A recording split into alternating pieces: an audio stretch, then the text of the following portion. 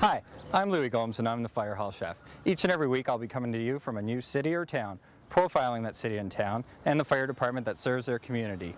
I'll also be showing you how to cook a quick, easy and nutritious meal that's good enough to satisfy the hunger of these firefighters, so I know it'll be good enough to satisfy yours.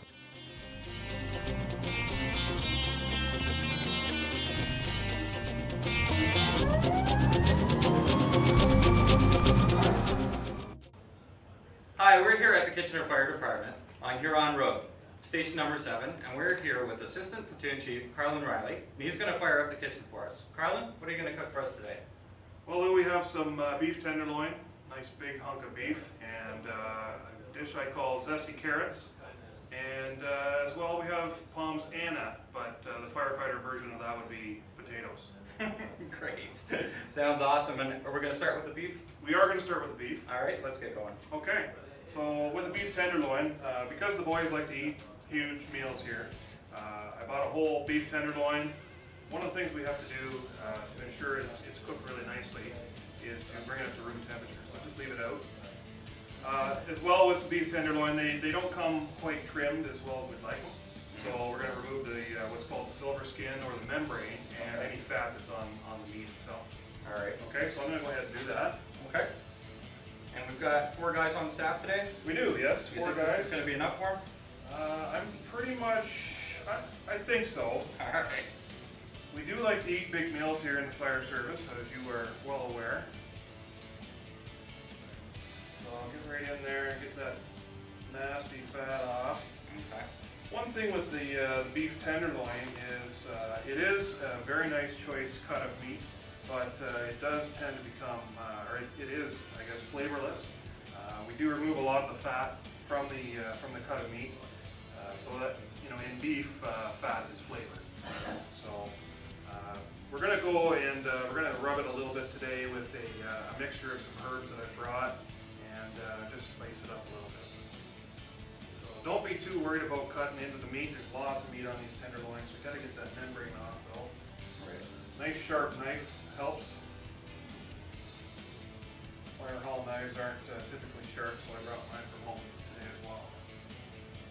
Good. If there's something that we can break, we will break it. So don't bring your good knives to work. How many fire halls here at the Kitchener Fire Department? We have 7 stations, Lou, Yeah. and we're a pretty busy department. I think last year we ran in the neighborhood of 10,000 calls. Wow. That includes obviously structure fires, medical, any technical rescues that we're required to be at. And we're, like I said, we're pretty busy. Yeah, it does sound pretty busy. Yes. The population in Kitchener is what? Roughly 230-ish, Yeah. and I think it probably changes here and there. Fair sized city then? It is, yes. Yeah. Good. We have fire halls stationed throughout the city fairly nicely, so we are able to respond to all our areas that we're required to. And this station here, it's in a new growth area at the west end of Kitchener? It is, yes. Can't remember exactly. It's probably been 2 years or so since we opened this station. Yeah, maybe more. See a little bit ugly down in there. Let's flip this big bad boy over. There we go. Get into some of those pockets of fat down in there. Just gonna trim that right off.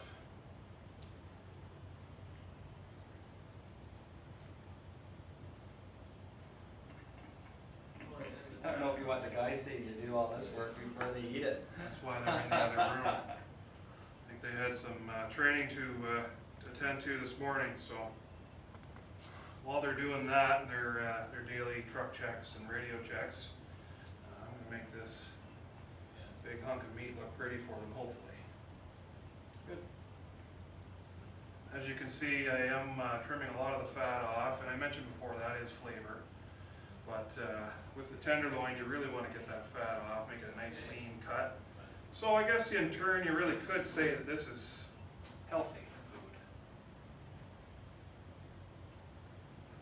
Now, if you are inclined to cook, you can take all the meat and the fat that's trimmed off this big bad boy and use it in a beef stock later on, and use it for whatever. I am going to be using beef stock in the bordelaise sauce I have for the guys. So While Carlin continues to prepare this delicious tenderloin, why don't we watch the Kitchener Fire Department in action?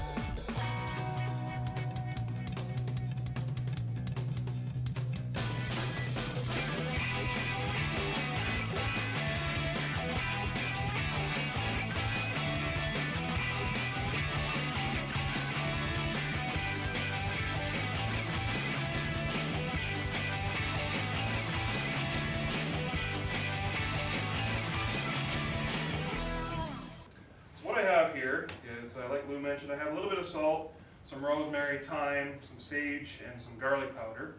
And what I like to use is the mortar and pestle here. I don't like the rosemary, it gets stuck in your teeth, so I kind of grind it down a little bit, make a powder out of it. I'm going to rub the roast with some olive oil, and then put the spice rub on over top. Nice. And this is Carlin grinding the rub with lightning fast hands. Okay, so we got it down to pretty much a powder consistency. I don't know if you can see it here. Almost like salt itself and pepper. It's nice and dry. So I'm going to take my roast. First of all, I'm going to ask you to grab that pan over there for me, Lou. Just throw it on the island here. Okay. So once I rub this down with some olive oil, I'm going to transfer it over to a baking sheet with parchment paper on it. Parchment paper is good to about 500 degrees in the oven. And what it does, it just kind of protects the pan a little bit and keeps all those nice juices right on that paper for us. So, take my olive oil, 2.37 tablespoons.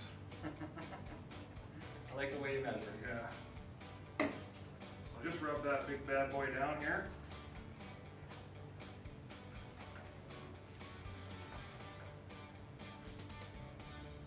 Lou, I'm going to get you, because you have some clean hands, Yep. I'm going to get you to take that spice rub there and just kind of put it into my hands, and I'm going to rub this down.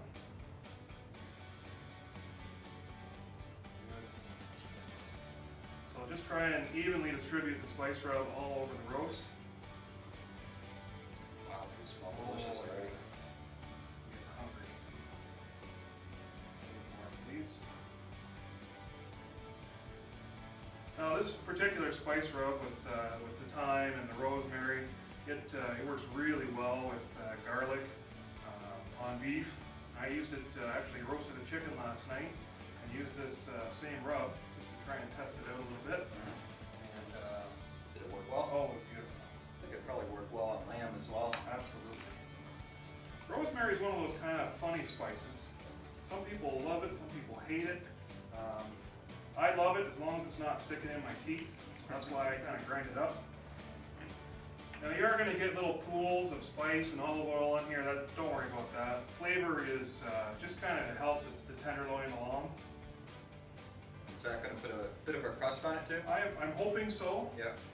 When we put the tenderloin in the oven, it's going to go in at 400 degrees. So what it's going to do is it's going to sear the outside of the meat and keep the juices in. Okay, good.